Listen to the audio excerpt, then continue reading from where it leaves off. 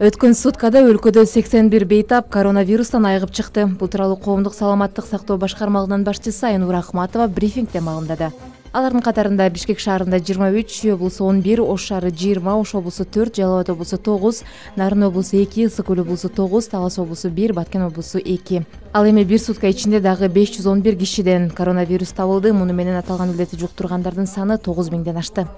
Ошто облустар аралык каттамдар бүгүндөн тарта токтотулат. Бул тууралуу өкмөттүн Ош облусундагы ыйгарым укуктуу өкүлүнүн маалымат кызматы кабарлады. Ага ылайык ар бир райондун кире беришинде санитардык карантиндик посттордун иши күчөтүлөт. Облус аймагындагы базарлар дүйшөмбү жана бейшемби күндөрү иштебейт, дезинфекцияланат. Эс алуучу жайларда жаратылышта ар кандай иш-чаралардын, аш-тойлордун өткөрүлүүсүнө тыюу салынат. Жарандардын жаратылышка эс алууга чыгышына да уруксат берилбейт. Мындан тышкары той мааракелерди өткөрбөө боюнча чектөөлөргө баш ийбегендерге, дары-дармек, азык-түлүк баасын жогорулаткандарга катуу чара көрүлөт. Мындан сырткары Ош облустук казыятка илдетти жуктуруп албоо чаралары үчүн жума намаздарды токтотуу тууралуу сунуш берилди.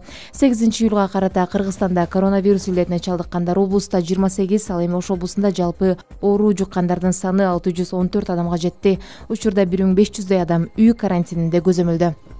Экономикалык кылмыштуулукка каршы күрөшүү боюнча мамлекеттик кызматтын тергөө башкармалыгына мурунку вице-премьер-министр Алтынай Өмүрбекова суракка чакырылды. Бул тууралуу аталган органдын маалымат кызматынан кабарлашты.